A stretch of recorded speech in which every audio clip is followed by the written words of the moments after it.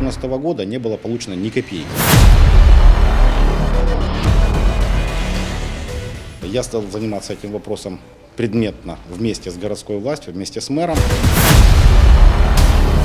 Выделить часть той субвенции, которую мне удалось привлечь из государственного бюджета, на проведение проектно-следственных работ для возможности ее капитального ремонта.